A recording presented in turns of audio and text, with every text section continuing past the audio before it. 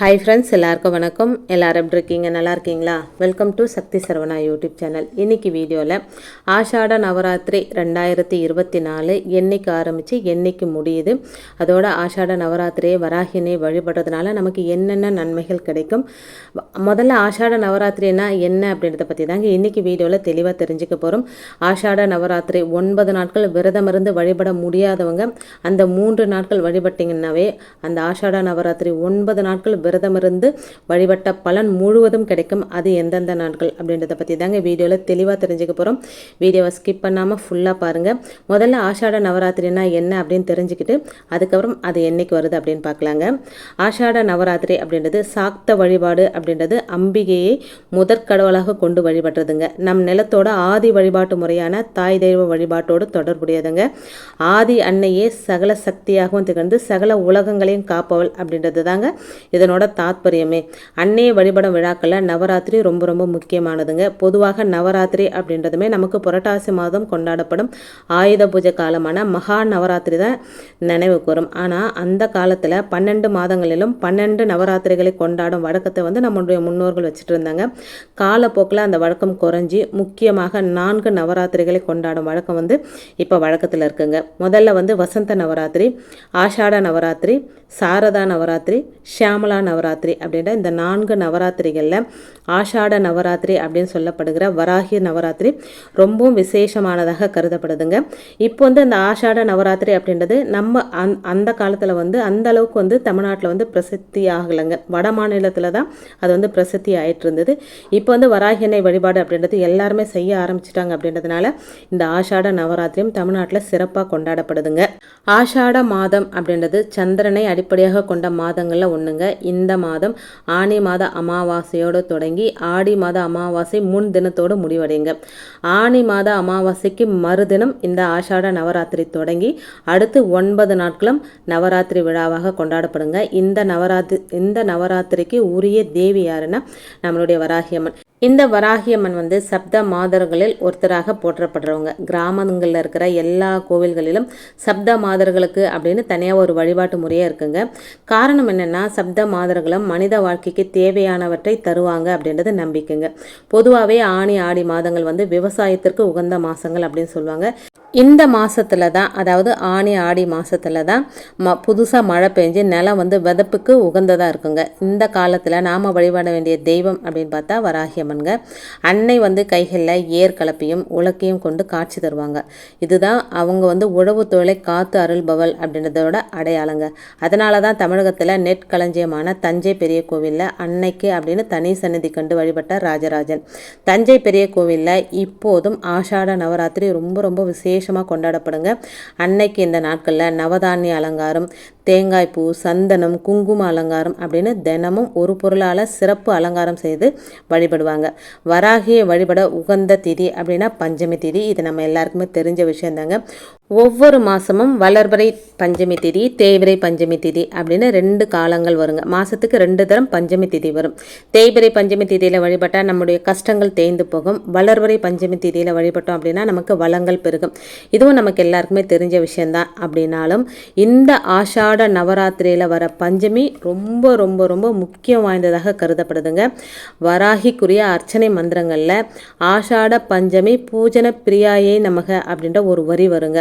ஆஷாட மாதம் பஞ்சமியில் செய்யப்படும் பூஜையை பிரியமுடன் ஏற்பவள் அன்னை அப்படின்றது தாங்க இதோட பொருள்.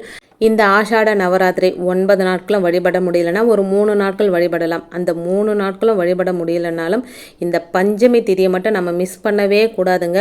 வருடம் முழுவதும் வராகினை வழிபட்ட பலன் நமக்கு கிடைக்கணும் அப்படின்னா இந்த ஆஷாட நவராத்திரியில் வர இந்த பஞ்சமி திதியை மட்டும் நம்ம மிஸ் பண்ணவே கூடாதுங்க. இந்த ஆஷாட நவராத்திரியில் பஞ்சமி திதி நடுநாயகமான தினம். அதனாலேயே அவளுக்கு பஞ்சமி வழிபாடு ஏற்பட்டது. அன்னைக்கே பஞ்சமி அப்படின்ற திருநாமமும் உண்டுங்க. அதற்கு பஞ்சமி திதிக்கு உரியவள் என்றும் பஞ்சத்தை போக்குபவள் என்றும் நாம் பொருள் கொள்ளலாங்க. வராகி தேவிக்கு தானிய கோலமிட்டு வழிபடுறது ரொம்ப ரொம்ப சிறப்புங்க. வீட்டில் பஞ்சமி அன்னைக்கு பூஜை அறையில் விளக்கேற்றிட்டு சின்னதாக ஒரு கோலம் போட்டு அதை தானியங்கள் கொண்டு நம்ம அலங்காரம் பண்ணலாம். அன்னை வராகியை வழிபட்டால் வீட்டில் எப்போதும் தானியங்கள் நிறைந்திருக்கும் அப்படின்றதும் ஒரு நம்பிக்கைங்க. சதுரங்க சேனா நாயக்கா அப்படின்ற திருநாமமும் வராகி அன்னைக்கு உண்டுங்க. அதாவது லலிதாம்பிகையின் 4 வகை படைகளுக்கும் சேனாதிபதியாக திகழ்பவள் அப்படின்றது தாங்க இதோட பொருள். அதனால தாங்க வராகி அன்னை வழிபாடு செய்கிறவங்களுக்கு எதிரிகளால் உண்டாகும் பயங்களும் பிரச்சனைகளும் இல்லாமல் போகும் அப்படின்னு சொல்லுவாங்க. வாராகி காரனிடம் வாதாடாதே அப்படின்ற ஒரு சொல்லாடல் முன்னாடியிலேருந்தே இருந்துட்டு வருதுங்க. காரணம் என்னென்னா வராகியை வழிபடுறவங்க சகல வித்தைகளிலும் சிறந்து விளங்குவாங்க அப்படின்றது நம்பிக்கைங்க. அதனால தான் வராகிக்காரங்கிட்ட எந்த ஒரு வாதாடலும் வச்சுக்க கூடாது அப்படின்னு சொல்லுவாங்க. பிரம்மாண்ட புராணம் வராகி தேவியின் மகிமைகளை விளக்குங்க.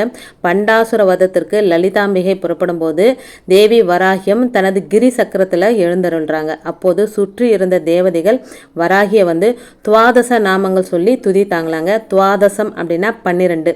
இந்த 12 திருநாமங்களை சொல்லி துதித்து அன்னையை வழிபட்டோம் அப்படின்னா சகல காரியங்களும் சித்தியடையும் அப்படின்னு சொல்லுதுங்க புராணம். அந்த 12 திருநாமங்கள் பஞ்சமி, தண்டநாதா, சங்கேதா, சமய சங்கேதா, சமயேஸ்வரி, வார்த்தாளி, வாராகி, போத்ரினி, சிவா, மகாசேனா, ஆக்ஞா சக்ரேஸ்வரி, அரிக்னி. இந்த 12 திருநாமங்களும் ஒவ்வொரு பஞ்சமி அன்னைக்கும் நீங்கள் ஒரு 5 தரம் சொல்லி வழிபடும் போது நீங்கள் என்ன கேட்குறீங்களோ அது கண்டிப்பாக நடக்குங்க. இந்த 12 திருநாமங்களையும் ஒவ்வொரு பஞ்சமி அன்னைக்கும் அன்னையோட சந்நிதியில் அல்லது வீட்டில் அம்பிகையோட படத்துக்கு முன்னாடி நின்று நீங்கள் சொல்லி வணங்கிட்டு வர வர வர தடைப்பட்ட காரியங்கள் அனைத்தும் வெற்றியாகுங்க. பூமி தொடர்பான தீர்க்க முடியாத பிரச்சனைகள் இருந்தால் கட்டாயம் வழிபட வேண்டிய தெய்வம் அப்படின்னு பார்த்தா அன்னை வராகி. அன்னையை பஞ்சமி தினத்தன்று விரதமிருந்து வழிபட்டீங்க அப்படின்னா பூமி தொடர்பான வழக்குகள் அனைத்தும் சாதகமாகும் அப்படின்றதும் நம்பிக்கைங்க. ஸ்ரீ வாராகி தேவிக்கு சில நிவேதங்கள் விசேஷமாக பூண்டு கலந்த தோல் நீக்காத உளுந்து வடை ரொம்ப பிடிக்கும். நவதானிய அடை ரொம்ப பிடிக்கும். மிளகு சேர்த்த தயிர் சாதம், சுண்டல், சுக்கு அதிகம் சேர்த்த பானகம், மிளகு தோசை, குங்குமப்பூ, சர்க்கரை, ஏலம், லவங்கம், பச்சை கற்பூரம் கலந்த பால், கருப்பு எள்ளுருண்டை, சக்கரவள்ளி கிழங்கு, மரவள்ளி கிழங்கு, தேன், மாதுளம்பழம், இப்படியே நம்ம சொல்லிக்கிட்டே போகலாங்க. மண்ணுக்கு அடியில் விளையிற கிழங்கு வகைகள் எல்லாமே வராகி அன்னைக்கு பிடிக்கும். நமக்கு என்ன கிடைக்குதோ அதை வச்சு வராகி அன்னை வழிபாடு செய்யலாம். எதுவுமே கிடைக்கல அப்படின்னா ஒரு உருளைக்கிழங்கு, கேரட், வீட்டில் நம்ம காய்கறி வச்சுருப்போம் பார்த்தீங்களா, அதை வச்சு கூட வழிபாடு செஞ்சுக்கலாங்க. இவ்வளவு சிறப்பு மிக்க இந்த ஆஷாட நவராத்திரி என்னைக்கு வருது அப்படின்னு பார்த்தா 2024 வராகி நவராத்திரின்னு சொல்லலாம், குப்த நவராத்திரின்னு சொல்லலாம், ஆஷாட நவராத்திரி அப்படின்னு சொல்லலாங்க.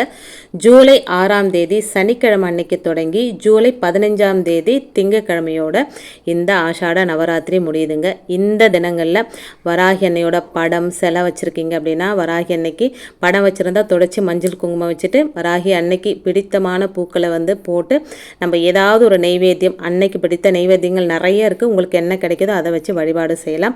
சிலை வச்சுருக்கீங்க அப்படின்னா டெய்லி ஒரு அபிஷேகம் பண்ணலாங்க. முடியாதவங்க அட்லீஸ்ட்டு இந்த 3 நாளையாவது அபிஷேகம் பண்ணி வராகி அன்னை வழிபாடு செய்யலாங்க.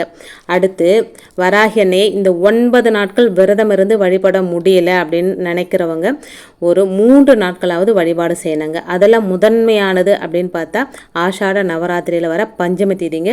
இது புதன்கிழமை வருதுங்க. 10ஆம் தேதி புதன்கிழமை பஞ்சமி திதி வருது. இன்னைக்கு அந்த நாளில் மிஸ் பண்ணவே கூடாத ஒரு நாள் அப்படின்னு பார்த்தா ஆஷாட நவராத்திரியில் வர பஞ்சமி திதிங்க. அதோட ஆஷாட நவராத்திரியில் வர அஷ்டமி அன்னைக்கும் வராகியனை நம்ம வழிபாடு செய்யலாங்க. அடுத்து நவமி அன்னைக்கும் இந்த 3 நாட்கள் 9 நாட்களும் வழிபட முடியாதவங்க இந்த 3 நாட்கள் வழிபாடு செய்யலாம். இந்த 3 நாட்களுமே வழிபாடு செய்ய முடியல அப்படின்றவங்க பஞ்சமி ஆஷாட பஞ்சமி அன்னைக்காவது வராகி அன்னையை வழிபட்டு அவங்களுக்கு பிடிச்ச நெய்வேத்தியத்தை வச்சுட்டு மனமுருகி கண்ணீர் மல்கி நீங்கள் என்ன கேட்குறீங்களோ கண்டிப்பாக அது உங்களுக்கு கிடைக்குங்க. போன வருஷம் ஆஷாட நவராத்திரி யாரெல்லாம் வழிபாடு செஞ்சீங்க அப்படின்றத என்னோட ஷேர் பண்ணிக்கோங்க. இந்த வருஷம் யாரெல்லாம் தொடங்க போகிறீங்க அப்படின்றதும் நீங்கள் என்னோட ஷேர் பண்ணிக்கோங்க. கலசம் வச்சு வழிபடுறவங்களும் இருக்கிறாங்க. கலசம் வைக்காமல் நீங்கள் ஃபோட்டோ செலவு வச்சுருந்தீங்களா எப்பவும் போல் பஞ்சமி அன்னைக்கு எப்படி வழிபாடு செய்யலாமோ அதே மாதிரி வழிபாடு செய்யலாங்க. இந்த ஆஷாட நவராத்திரி வராகி நவராத்திரியை மிஸ் பண்ணாமல் வராகியை வணங்கி நல்ல வாழ்க்கையில் வளம் பெறலாங்க. இன்றைக்கி வீடியோவில் நான் சொன்ன விஷயங்கள்லாம் உங்களுக்கு பிடிச்சிருந்தது அப்படின்னா ப்ளீஸ் சேனலுக்கு சப்ஸ்கிரைப் பண்ணி சப்போர்ட் பண்ணுங்கள். இந்த வீடியோவை உங்கள் ஃப்ரெண்ட்ஸ் அண்ட் ஃபேமிலிக்கும் ஷேர் பண்ணிவிடுங்க. அவங்களாம் பலனடையட்டும். இன்னொரு எளிமையான ஆன்மீக தகவலோடு உங்களை சந்திக்கிறேன். அது வரைக்கும் நன்றியும் வணக்கமும். Take care and bye friends.